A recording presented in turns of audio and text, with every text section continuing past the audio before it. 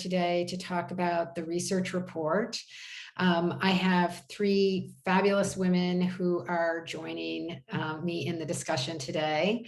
So to start with, just in the order that I see them on the screen here, Shelly Kalish, who is the Senior Product Director of Global Mobile App. It's a very long title beyond that. You can explain the rest of it to us, Shelly. But at American Express, she's located in New York. She recently spoke at the conference in May and has been a fabulous contributor to our community. So Shelly, welcome. It's wonderful to have you here. Thank you for joining us. Thanks, Elizabeth. Happy to be here. Yeah. And then in addition to Shelly, I have Cori Shearer. Cori is a senior product manager for activation at Headspace. Shelly is located, or Cori, sorry, is located in San Francisco and leads one of the leaders of our San Francisco chapter. So Cori, welcome. Fabulous to have you here. I know that you have been deeply involved in looking at the research report and talking about it relative to your experiences. So really wonderful to have your perspective with us today. And then last but not least, Archana Kannan. Archana is a director of product management at Google and a fierce advocate for women in tech. She has been a longtime supporter of women in product and someone who has made incredible contributions to all of the things that we do. Archana, thank you for joining us. It's great to have you here as well. And I know that you guys have really dug deep into this report and do a lot of these things today. So it's great to have your perspective on the panel here with us. So welcome. Very happy to be here. Yeah. So what I thought we could do is start a little bit by having each of you describe your path into PM. I mean, one of the things that was particularly interesting in this report, I think, was the low percentage of people that come directly into the profession. Essentially 93% of people in the field are coming through some alternative path. And I'm going to guess that all three of you have come through in some roundabout way. So Archana, why don't we start with you? And maybe you could describe a little bit how you got into product management, what your background was, what led you into it. Yeah. So I think the observation is spot on, and also it talks to just fundamental questions of are we training people to be product managers from the get-go, and how do we actually increase that pool and mind share? So let me start by giving a little bit of my background and how I came about in this field. I've been a long time Googler. I actually started out in engineering at Google after doing my master's in computer science. I joined Google. I was going through and I become an engineering manager shortly after starting here at Google. And then there was this moment of realization where I also felt like it wasn't just important to know how to solve problems. It was actually equally important, or probably even more important, to know why we are solving a problem and what are the problems to be solving. So that was my primary impetus to start thinking about product and actually thinking about this overall thing of hey, are we making the right decisions when we go after a certain market, a certain user base? What are we trying to solve for this user? And product at that time was also a very young field, in the sense of it hadn't quite become this rigorous thing of hey, this is what PM's a PM skill set playbook looks like and everything. So after a lot of discussions internally with a ton of great PM leaders at Google, I really did want to move over to this field, but I applied the very hat that I was doing for a lot of the work that I was doing, which was do a little bit of experimentation. So I did we had an opportunity to do a rotation at Google, where engineers can rotate, or anyone else who wants to try a product can rotate into a product manager role for a period of 6 months. And I did that for 6 months, loved it. I also was using it as a test bed to see, do people love me as a product manager? And it worked both ways. And then I shifted over to product management after that. So that was my path into product, which again was not starting from the get-go, but a realization through my career that this is what I wanted to end up doing. Yeah, it's interesting because, clearly there are a lot of people that come into product roles out of tech, and we saw that in the data, but really more men come through that path than women, which makes sense because there are more men in tech than women. So, that very interesting path, and a path that we see a lot of people come through. Now, Cori, maybe you could give us a little background on how you got into it. I don't know exactly. So I'm anxious to hear your story. Yeah, definitely. So I think for me, I had a somewhat conventional, unconventional foray into product management. So I actually went to a performing arts high school. I danced. I thought that's what I was going to do. And I ended up getting into an accident. Long story short, went to school undeclared. One of the first classes I took was in information systems, and immediately fell in love. I realized that I always had an affinity towards solving problems, and just really had a curiosity to understand how things worked and how to improve things. And I started doing hackathons on the weekend, learned how to code, took a class around IDEO, if you're familiar with like design thinking. And I didn't even know that I was building this like toolkit or skill set that would become kind of really handy as a product manager until I moved out to California, had my final internship at Pandora, where I was on an API team building out APIs for partners. And I had met the first product manager I'd ever talked to. And after that first conversation, I was sold. And I was like, I want to be a product manager. And at the time, it was really hard because it was still very new. You had to have a formal engineering degree, which I didn't. And I ended up taking a job as a product specialist. And that was kind of like my boot camp into product management. And after a year at that company, I ended up taking my first role as a product manager and haven't looked back since. So, I think for me, even as a dancer, I always like to say that I was choreographing dances and now I'm choreographing releases. And so there's all these like connections, right, that I still try to find. And so I think the great thing about unconventional pathways is there's still so much to take from those experiences and bring them into the role, which is why I love product management so much. Yeah, that's excellent. I love your arts background. I've seen a number of women come into the field through that path, which is sort of not what people expect, but really interesting. Shelly, maybe you could share your story and how you got into the field. Yeah, so I came from the other side, as I like to call it, the business, whereas Cori and Archana came from, with a tech background. I did not. I was very like customer facing, client facing, a little bit of program management, some more operations. And I loved being able to work with customers, think about the pain points that they were experiencing and helping them solve that as well. And then from there, I learned, wow, there's actually a field called product management that does just this. And I was really excited to kind of try to get, deeper into that. But I faced a lot of the typical what we hear, you're not technical enough, you don't have experience working with engineers. And it was true, I tried even taking a couple of like coding classes, and it was definitely like not for me.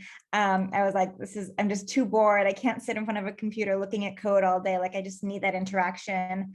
And it was really hard to find roles, especially at that time when we all know job descriptions back, 15 years ago when I was looking, were very much focused on the computer science degree and the technical degrees and technical experience to go into product management. So I had a really hard time looking and finding companies that were willing to kind of give me that chance.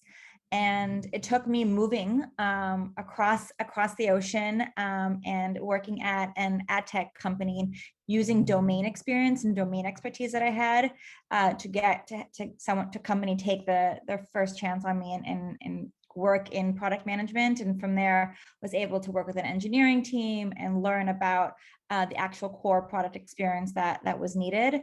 But yeah, I definitely had a lot of the same struggles that people did in the beginning with hearing you're just not technical.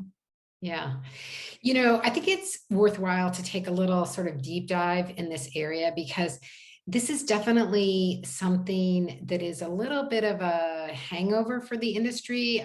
I think that what we see is, by and large, most companies have stepped away from requiring a technical background. I mean, there are definitely areas where it is really required. I mean, I have a suspicion that if you work in chip development, that you probably need more of a tech background. But we do definitely see this, in some places, this overhang of like, well, it's preferred or it's implied. And then I also hear from women who will say, I ran into that, you're not technical enough. And so I went and got a technical degree, right? And struggled to get it, but got there and then felt that they got a lot of benefits from it. So nobody on this panel necessarily falls into that category, but for any of you who play hiring roles, maybe you want to talk about how you deal with that in your organization today. And Shelly, I don't know at Amex if that is something that you guys still run into or how you deal with that. Yeah, I'm a firm believer of attitude over aptitude any day. And that's what I look at, especially as someone who hasn't come from a technical background. I don't think it's a requirement.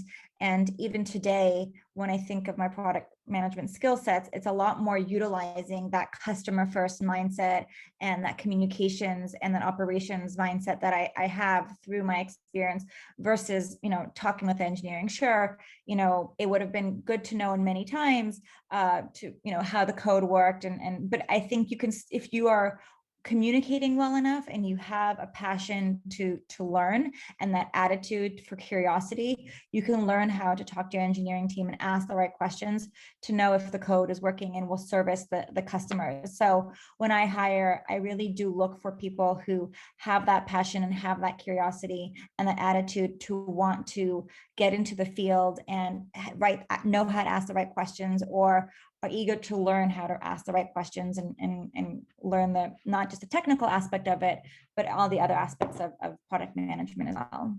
Yeah.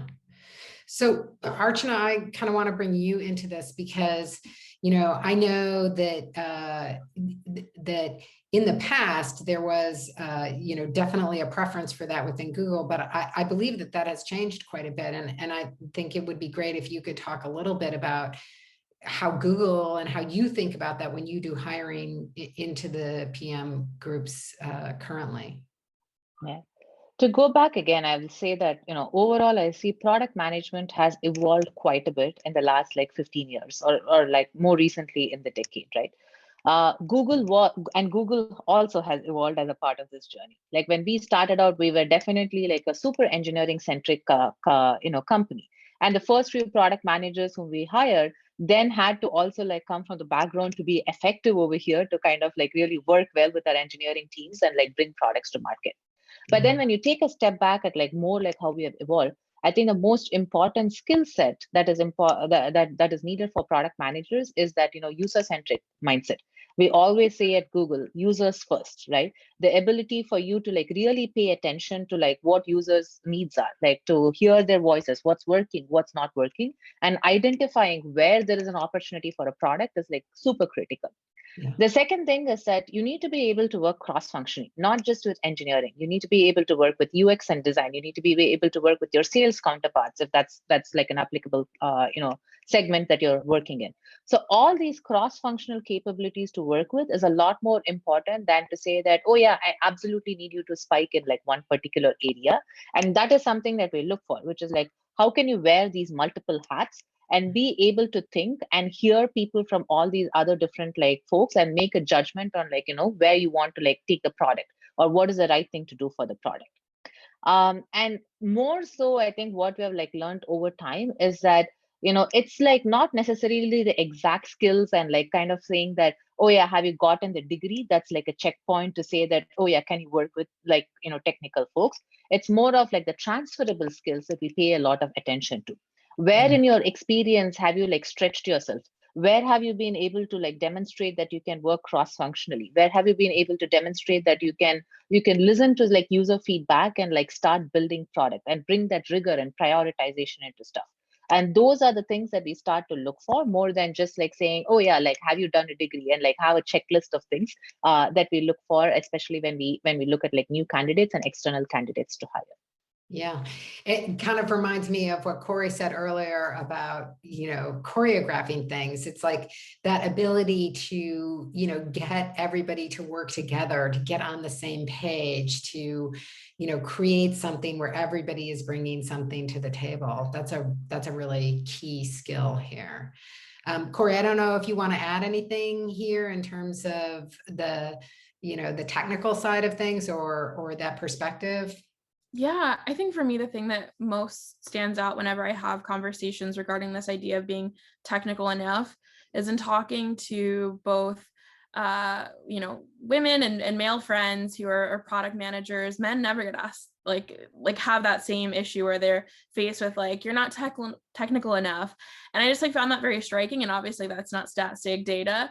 So we'd have to do a deeper dive into that. But I think for me, it kind of points back to this idea. And I was reading a really great Medium article about how a lot of times women, especially as PMs, end up being the glue on their teams. We're filling in a lot of these roles that maybe we shouldn't be, right?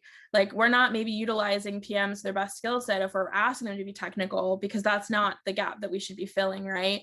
But somehow we're trying to fill in all these gaps, and we should be really delegating and relying upon our technical partners, right? And leveraging them to their skill sets, right? So I just found that very poignant that like every time I have these conversations, it's always women that are, facing this problem and not necessarily men. So I thought that was just something that kind of really stuck out to me. Yeah, I mean, I think you can see a lot of correlation there in that kind of a statement, which has some, serious bias to it. And yet people that say that will say, well, it's grounded somewhat in facts. There are less women getting those degrees, et cetera, et cetera. But, still no reason to ignore the women that do have those skills, right? Or immediately dismiss them. So yeah, it's an interesting thing to bring it up from that perspective. I wanted to ask you guys a little bit, one of the things that came out of the research was not only was this very large percentage of people stepping into the field out of some other path, right, not directly into it, but also the level of, on-the-job learning that there was, and that, that runs across both men and women. There are a lot of men as well that get put in these roles and then are asked to learn on the job, but definitely men are getting training at a higher rate than women are. Now, we weren't able to dig down and understand if that had to do with, size of companies that they were with or other factors like that, but that gap stood out to us pretty strongly. That we put people in these roles, and especially women, and then we don't really give them the training. We kind of let them figure it out on their own. And I don't know if you guys have any insight on that. It's definitely something that we're interested in terms of how do we make sure that women have all of the tools that they need, that they have the training, the knowledge, the support, right? Like, just a safe place to go and ask a question because you don't want to sound like an idiot at your job and say, I don't know what that is, so having a community to go to and ask that question. So I don't know if you guys have particular comments on that area or things that you've personally experienced or that your companies are doing in that area. I can probably jump in here. So Elizabeth knows this, but as I also lead like women in product at Google. And part of our I think what you're hitting is the core of the issue that we typically see, which is that it shows up in so many different ways. We see like even when women get into product management, their career paths oftentimes are not as successful as like their male counterparts, or that they need these extra tools, extra support that needs to come from it. So we at Google specifically started these employee resource group called Women PM to like support our women product leaders, women product managers to grow into these roles, grow into like more leadership roles. And three key themes have always like come up, right? I call it as the 3 C's that I kind of like observe from our pretty large base of like women PM, I would say. One is definitely like, career support. So how do women like actually like, prepare themselves for like career growth? We have a very, very peer-driven like perf process at Google, like promotions and everything else gets decided based on like a peer-driven process. And oftentimes what we see is that women are hesitant to put themselves up for promotion. Women want to the typical things like check every box in like the category before they even consider themselves to be ready for the next level. So how can we coach women to kind of like prepare themselves and offer that additional support when they're actually like very close and ready to going up for promotion? How do we support them?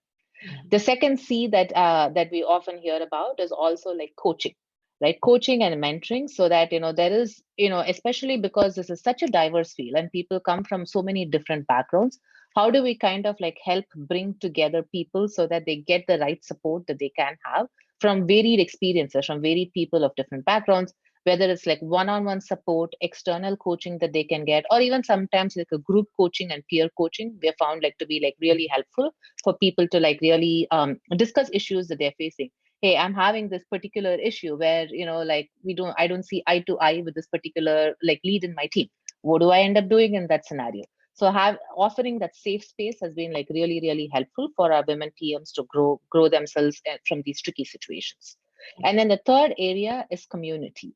And interestingly, what we realized especially is that aspect is something that has been taken away from us in the last, I would say, like year and a half with this pandemic, which is that we're not running into each other in hallways. We're not having some of these conversations. And especially women are like multitasking all the time. And it's like, let me do my job and like get back to my family, right? Like that seems to be the theme under which we operate.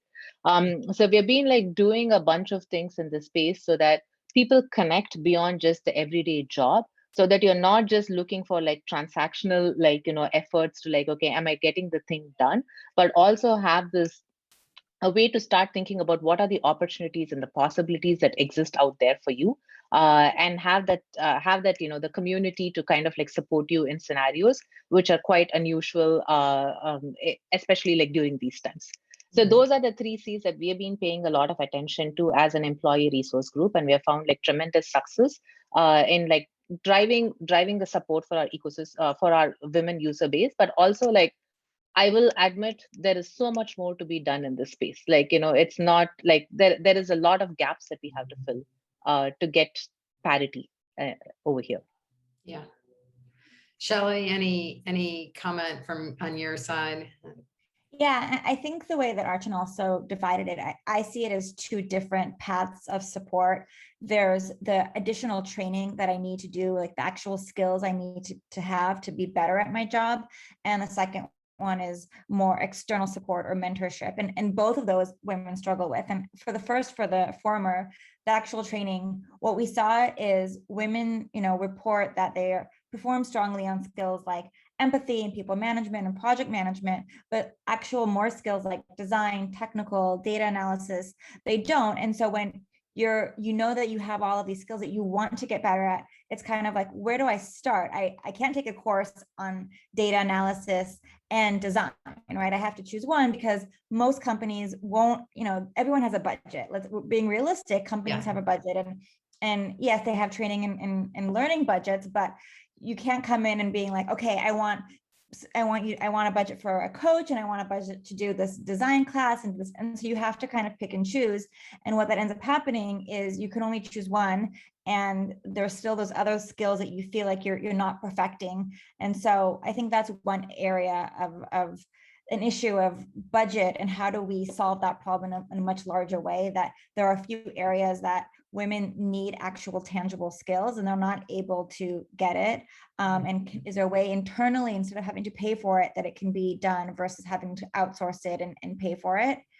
The second, as Archana mentioned, is just mentorship and sponsorship. And again, here we see that, as a report mentioned, women are 35% more likely to have problems getting mentorship. And that goes along with sponsorship as well. I'm sure if we looked at sponsorship as a little bit different, you'll see the same thing. And so when you're thinking about how do I get better at my skills from, just people coaching me or mentoring me, a lot of people, and I've seen this even in the Women in Product Conference, and every conversation and every talk, people on the chat always said, how do you get a mentor? I'd love a mentor. And it was just, it's a theme that resonates with so many women, that we just feel like we don't know how and where to start. And companies aren't really doing a good enough job of finding that mentorship and getting that program started, so that every woman feels like they have someone that they can turn to for at different levels and for whatever reason. And so to me, it's a two-prong problem, as I mentioned, the actual tangible skills and then the mentorship and the coaching,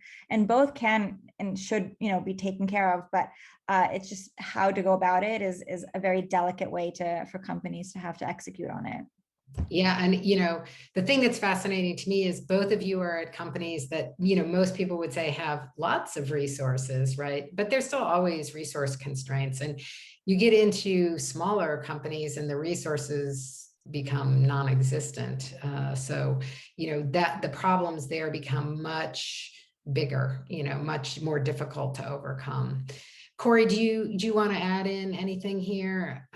Yeah, sure. So I actually think I've seen the opposite problem, where a lot of the women I speak to are overeducated, have so many skills, and I always have to ask them, like, how is a skill or this class you're going to take differentially going to impact whatever you're trying to achieve, whether it's for the business or personally and as part of your development goals. Because I think, myself included, when I first started out, I wanted to take every class. I thought about going to get my MBA. And I really had to sit with myself and say, what is this doing for the bottom line or for my goals as well? And so I think actually companies don't do a good enough of a job of helping us understand, okay, here's the feedback, which I think for a lot of times, in my experience, especially for women, can be very vague or fluff. What are the actual skills that you need to go, and how will they impact your ability to go to the next level, right? And I think that's not always clear. So we get the feedback, you're not technical enough, you're not analytical enough, you're not strategic enough, but what actually does that mean to you? And what of those things are the most important, and how should I prioritize going after those to actually effectively level up, or, to make it to the next level in terms of my review report, right? And so I think for me, it's kind of a bit of the both, right? Making sure that the resources are available and accessible, but also really being clear about what it is that success looks like in learning that skill and how it'll impact you in your career. I think that is such a fabulous point, Cori, because, one of the things that we really saw in the report and in the data was, at the promotion level, and Archana spoke to this a little bit too, that, a lot of times women just don't even know what the process is or what the requirements are, that it's clear that they're not getting the kind of feedback that helps them understand exactly what they need to do to step up to the next level. And of course, all of that rolls into a general tendency, which we've seen in research over and over, which is that women often get more critical feedback around their personalities and not necessarily around, specific skills or outcomes. So oftentimes the feedback they do get doesn't actually help them address the things that they need to address. So we definitely see this at the promotion level, and helping women feel more confident to step up, to really understand what it takes to go to the next level, to really be able to prepare for that. But I think we also see it on the recruiting side of things, where, and let me start by saying that I think that, as we've heard in this discussion, sometimes the things that you're looking for in PMs are not necessarily things that show up listed on a resume or in a LinkedIn profile that you can, easily search through for, right? So I have a lot of companies that will say to me, we really, only women that have 5 years of PM experience. And I'm like, really? Like, what if somebody has 4 years of PM experience and they were a project manager before that? Like, maybe they're a superstar in the making and you're just writing them off because they're missing one little bit, But I recognize it's hard on the recruiting side to find that, to sort through all the resumes that you get and find those nuggets, right? So I think your point is really well taken about how do we step up to the next level? How do we get in the door? All of those things. Yeah.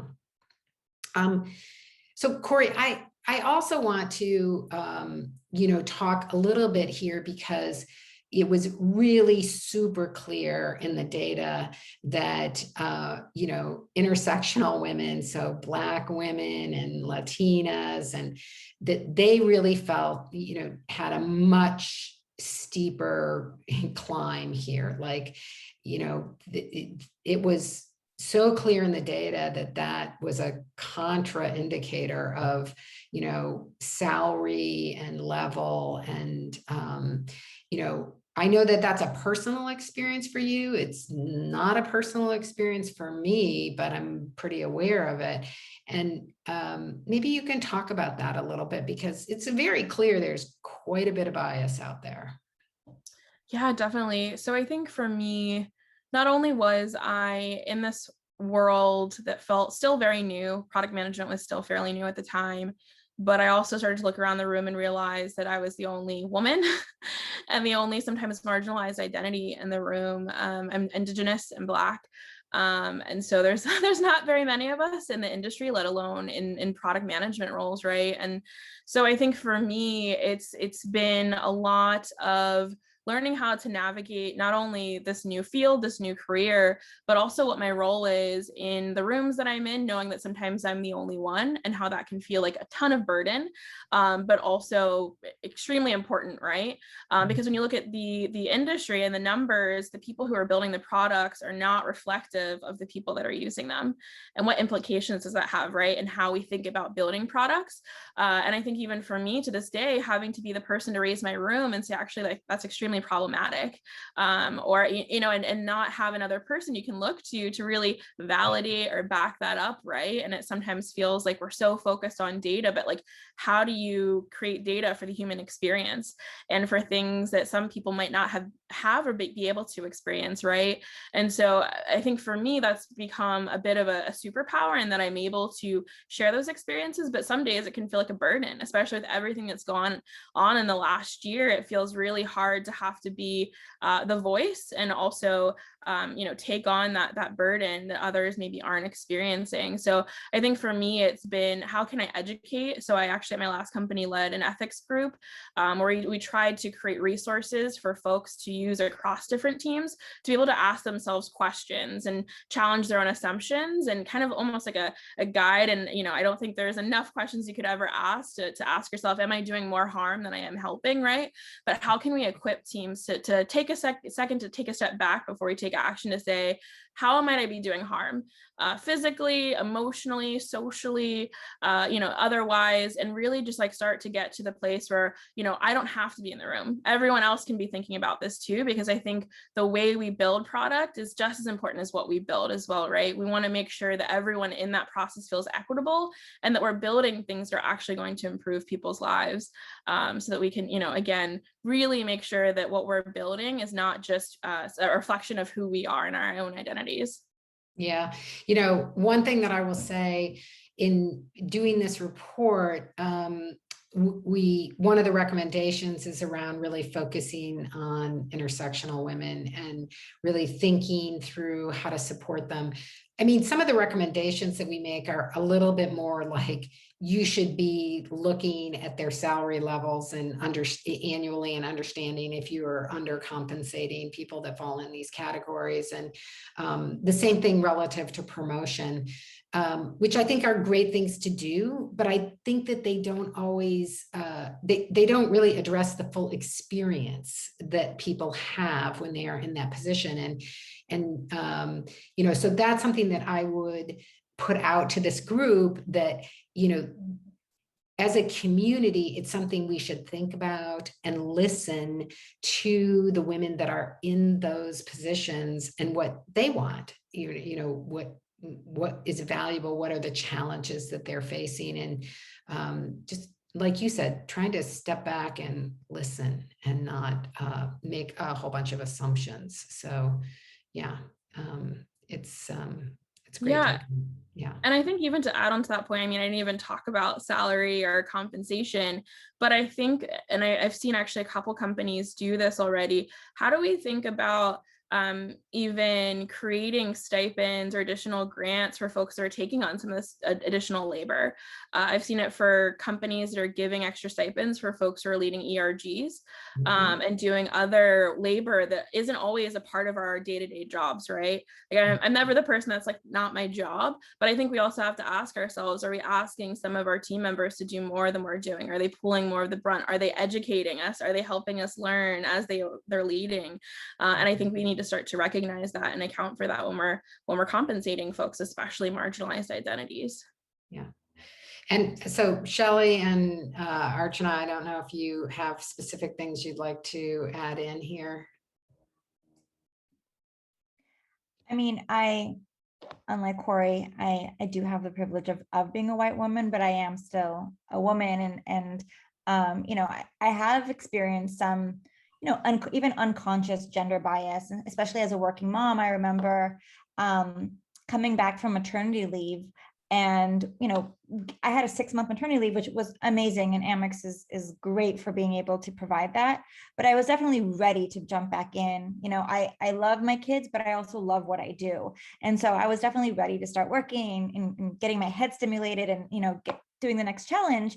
And I remember, you know, going to my boss and saying, okay, I want a new challenge. I've been doing the same thing for the last 3 years.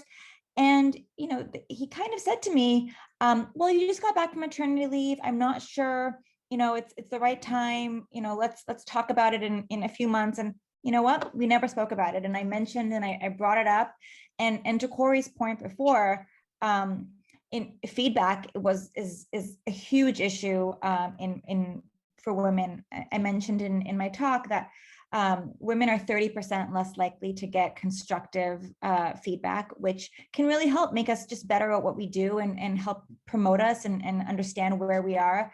And I remember when I would be continuously asking for feedback, a lot of the things that I would get would be, oh, you're doing fine, or you're doing great, and a couple of, you're not being strategic enough. And so when I asked, okay, what does strategic mean? And I would try bringing up these initiatives and being strategic. What I ended up realizing when my boss said, you're not strategic enough, he meant that I had to create a deck with my entire like strategy that I had articulated into a presentation. And that to me was like, oh, this is what you meant. And again, it was, you know, very like vague feedback. It wasn't in a way that actually was making me better in any way as a product person. And it was just kind of almost, to me, it felt like a cop-out as just giving me feedback for the sake of giving me feedback, because they didn't want to go into the nitty-gritty of how to make me better in my skills, or having that difficult conversation, because they're actually afraid, I think, of having some unconscious gender bias come through in that feedback. And so to me, I feel like it's definitely real, and I've felt it throughout my career. And if there was one focus area that I could go to every company, it would be help coach these leaders to be able to provide better feedback, more constructive feedback, and provide a path of understanding what are these people, you know, what are their goals, and how can we help them succeed through feedback and through coaching as well. Yeah, I think that's great. Yeah, So great points here. I'll just quickly add one thing. I think like the overall mentality I think we need to have to this is that, you know, it's just not important to be diverse. It's important to like celebrate diversity. And I think that leap hasn't started happening in a lot of places. And just also one of the things that we have increasingly realized is that, you know, there are so many differences and nuances, even in like, you know, the different communities over here. Even if you look at the report, like you will see that amongst the interracial communities, it's quite varied. Like when you think about like the different aspects, right? So really having like a one size fits all is never going to like solve all the issues that we would have, but it is more of these like really like transformative, like, you know, communication mechanisms, transformative approach to how we hire, how we promote like talent within the organization, that is going to like make the change. So huge plus one to like what Cori and Shelly have also been saying, but to the extent that organizations can take the approach that, you know, we want to celebrate diversity and want to be representative of the people, but also the communities that we serve, I think that's what is going to be the game changer over here. Yeah. You know, one of the things that has really, you know, struck me lately is that a lot of times when we're hiring, especially, I'm going to sort of say, especially with large companies, but it's not exclusively large companies at all, because I've definitely seen this in small startups. But there's sort of this mentality of like, product managers, interchangeable, right? All the same, right? And like, that's what we need. We need another product manager. So like, whatever that is, we just need another one like that. Instead of stepping back and thinking about the composition of the people that you have in a product management group and thinking like, well, this person that I have is extremely good in terms of analytics and et cetera. We actually need to add somebody who's really can bring the empathy to the table, or we need to really add somebody who, you know, is really great at research type stuff. You know, there's a lot of different ways to think about that, right? But having that different approach and thinking about it, now I kind of go back to Cori's comment earlier again, is like choreographing it, right? So that you are sort of bringing all of these different voices together in a way that makes everything that you're doing better. They're not all interchangeable. You're actually looking for different people in those roles, right? So I'm kind of hoping that people will start to think of it that way and not just like, oh, the interchangeable, I need another PM, just slot somebody in here, right? So anyway, so we're well in here.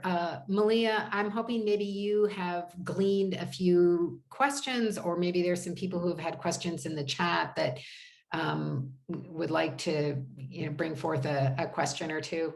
What have you got for us there? Yeah, so I think if anyone else has any more questions in the chat, that'd be great. But Tammy Jo actually has one for you all. And she asks, in addition to promotion goals, how can we get a better sense of compensation increases as we move forward? That's an excellent question. Anybody here want to tackle that? Have a discussion about it? Maybe one thing that I will add is that I struggle with this even in the initial days of my career, and I find that a lot of women do this, which is that we don't like to talk about comp. We never bring it up as a topic. We try to say, oh yeah, what should I be doing? What should I be working on? And then like, how should I be getting to the next level? But comp is not a subject that most women are comfortable talking about. But I've increasingly realized that it is actually totally okay to do that, right? So how you kind of get parity in comp, like obviously there is a lot of like, you know, what the organization values and making sure that, you know, they believe in like equity for everybody in the same way. That is important, but also like take action, take control of it, and have that active discussion about comp. It could be about like, hey, life changes I'm experiencing. I feel that, you know, I could be, I feel that I should be like experiencing like what Cori mentioned. Like, for example, like I've like gone above and beyond what I'm supposed to be doing for my job in these certain areas. Am I getting like fairly compensated for it? So have some of those active discussions as part of your long-term like career conversations also. Yeah, I mean, oh, Shelly, go ahead. You just actually reminded me of a story very similar. I mean, it is very taboo to talk about comp, but actually I learned in a difficult way that in New York, it's actually legal and it's legal to talk about comp and be transparent. It's actually illegal for employers to discourage their employees to talk about compensation. And I remember I had a coworker and a friend who told me that she was, you know, offered a job somewhere else. And so she went to her current manager and told them this, and they said, okay, we're going to increase your compensation. And she told me how much she was getting. And I was like, wow, that's amazing. And so then I went to my manager with kind of like, oh, I heard that, you know, this is the threshold for product in this organization. And he was like, no, that's not true. And he basically discouraged me and tried to shush me. And I felt like very discouraged by it. And again, it goes back to just like, we need to understand what our rights are. We need to feel like it can't be taboo. It's okay to have these open discussions. It's okay to be transparent.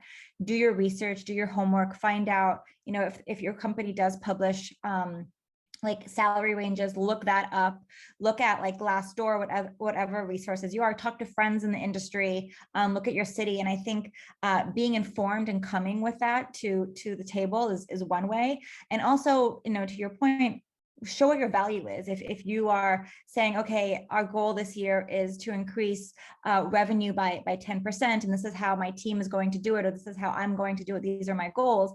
I'm bringing in 10% additional revenue to the company. I feel like my comp should be also reflected in that as well. So come with actual tangible goals of how your job and your responsibilities of what you're going to do and what you have done have helped the business with their overall goals as well. Yeah. I mean, I love several of your comments, Shelley, because I think that sometimes as women, we talk about what we've accomplished in a lot of really soft terms. While those things are great, they usually have some benefit to the business, and like it should connect to the benefit to the business, right? Like if you're in a business, you need to understand what they value and what they're going to reward and speak in that language, right? And know that you're delivering something against it. And I agree, like a lot of companies that I've worked with, that they have salary ranges, right? Like you can ask, right? Like, what's the range that this position normally gets? Like, et cetera. And definitely go ask other people, Glassdoor, et cetera, like arm yourself with data, right? So yeah, I think even just to add on to that, the three things that I always tell or recommend people to do is do your research, which I think a lot of folks have already highlighted, but also go in knowing your why. Like, why do I think I'm worth this? And why do I want this? And also what your walk away number is.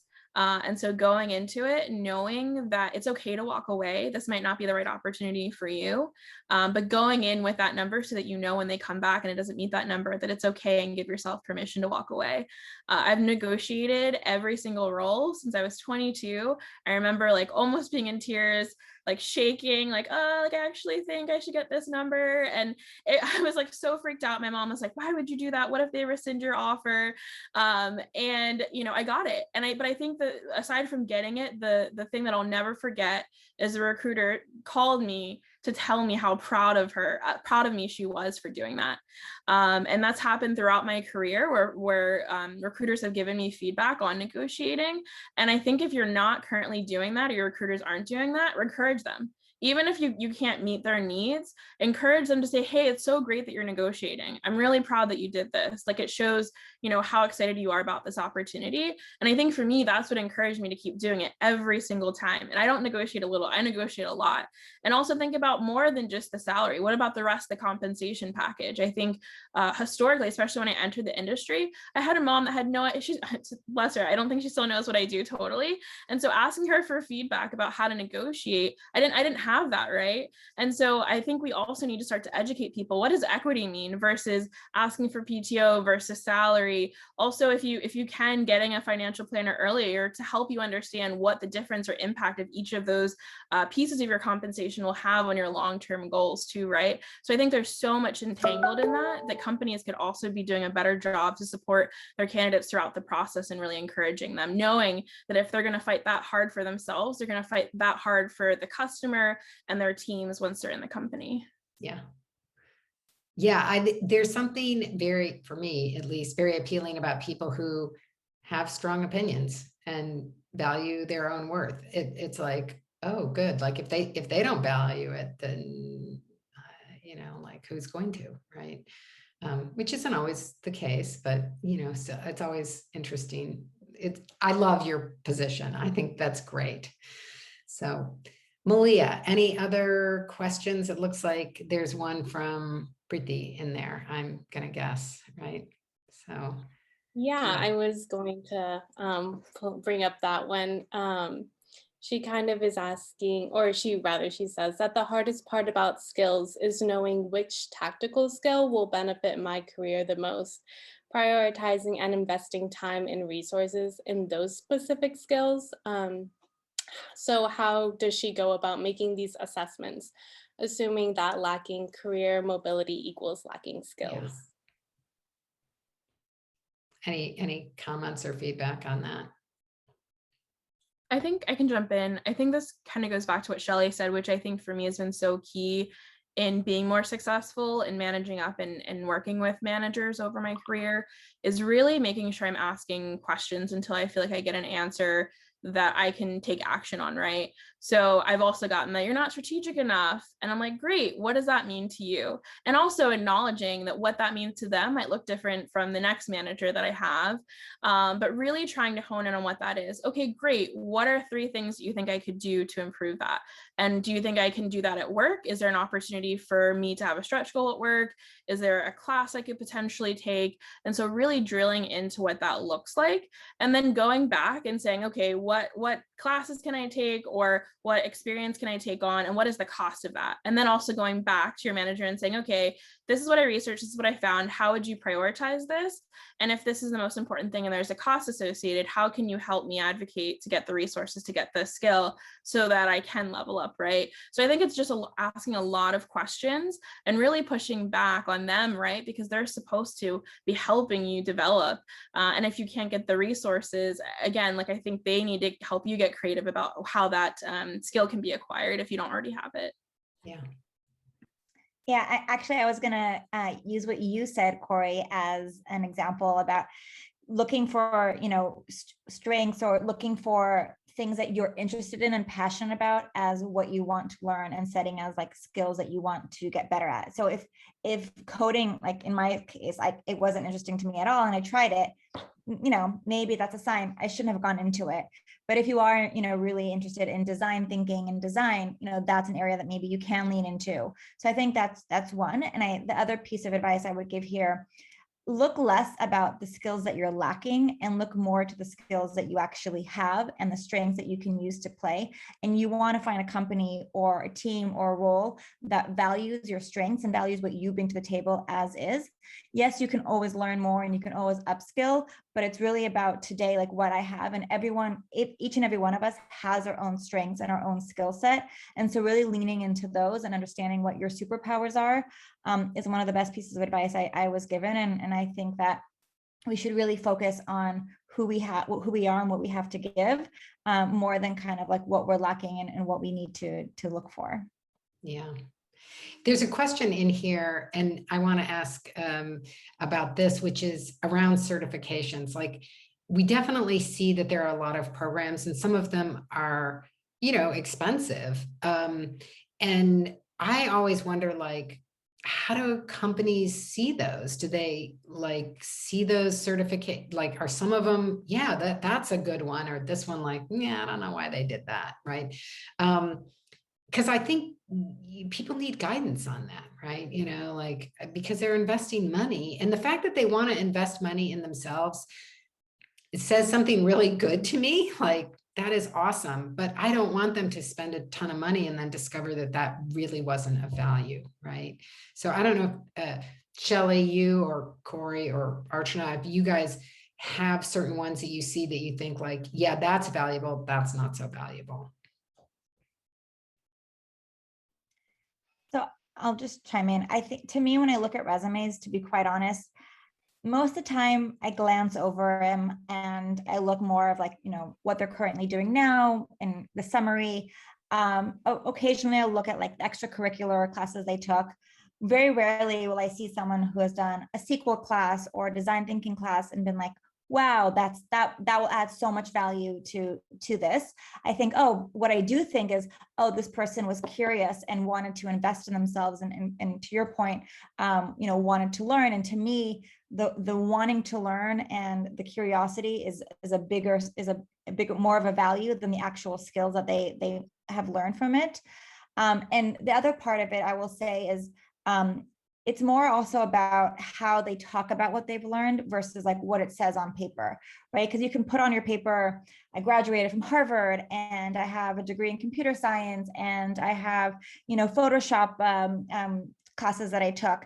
But what I want to see is when you come to the actual interview is how you've applied those skills and how you can talk about them and what how you leverage them in the day to day. And are they actually skills that you're still using and working with day to day today.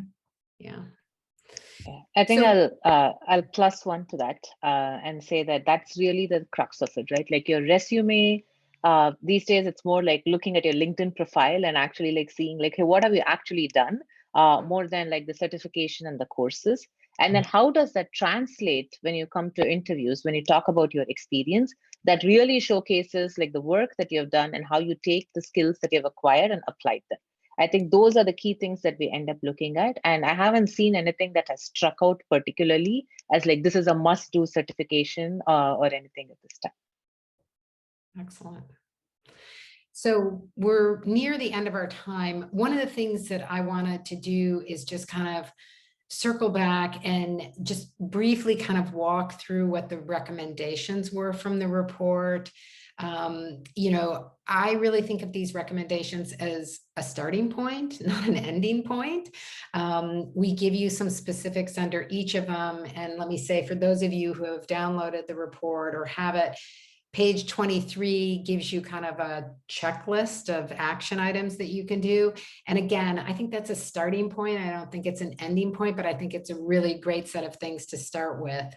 So just kind of in, you know, from an overview, there are 5 recommendations here. The first one is support and develop your existing women PMs. And I can't emphasize this enough. Before you go running out and say, we're going to hire more women, make sure the women you have are happy and that you're figuring out how to advance them. Because if you do that and make that happen, then the women that you hire will stick, as opposed to just come in and go right out, right? So support and develop your existing women PMs. Focus on the needs of intersectional women. We know that there is a ton of bias out there, and there's an opportunity to change that, right?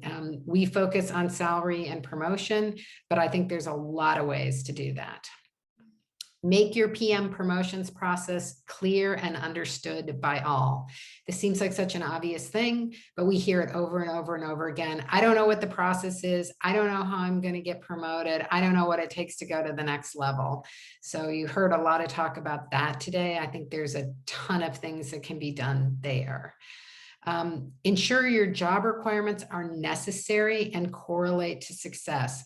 One of the big things that we have seen in research is that people tend to kind of throw the kitchen sink into their job requirements, all kinds of stuff. And that definitely discourages women. So really try and slim that down to things that you know really accrue to success in the field and hire based on those. The last one is just to collaborate with other organizations to create industry standards. And having this kind of a discussion and working with the organizations that are longtime supporters of us and others, we think we can help to kind of get some industry standards so that things are a little clearer to everybody about what it takes to succeed in product, because we want it to be a field where we have a lot of different people who can bring different things to the table. So any last words before we go, all of you on the panel? A huge thank you to WIP to organize this. I also to make the report, right? I think it sets a certain expectation, brings to light, like, you know, what we have all kind of known, but not really put like numbers behind it and like actually like raising the issues. So huge thank you. And then like, I want to see like continued conversations and how we can bridge the gaps with fellow leaders across the industry. Yes. And I would just say to anyone who is in this session, if you think that there are other people that should hear this message, like, please reach out to us. We want to spread this message far and wide and would like to have these kinds of discussions all over the place to try and, you know, get people moving forward in these areas. Shelly, Cori, any last comments?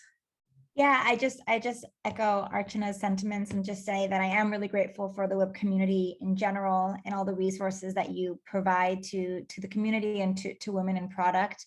And just know that no matter what issue or problem you're facing, there's probably other women and other people out there who are facing the same things. And so use your community and use the support network that you have. Yeah. Cori? Yeah, I guess I would just say I'd echo everything that Shelly and Archana said, but I also just, due to the nature of our jobs, are always championing others. And I just hope you take a moment as we close this week to champion yourself in some way. And if someone hasn't told you today, you're doing great. I obviously don't know all of you yet, but just the fact that you're here and you're taking time to listen and be a part of a conversation just shows me how much you care. And so I hope you know that you're doing great. I know it's a hard time, but just take a moment to champion yourself this week and find some small way to celebrate the work that you're doing. Well, let me say thank you to the three of you. You're all amazing. And let me just say that I have the best job in the world, which is that I get to champion women like you all the time. And you're all amazing. I meet so many amazing women in the field, and it's an honor to serve you all. And I appreciate everybody who's attended today. Please, print it out, take it and put it on your boss's desk, circle the things you think are really important. Spread it around and join us in making change across the industry. It's really important. Thank you so much.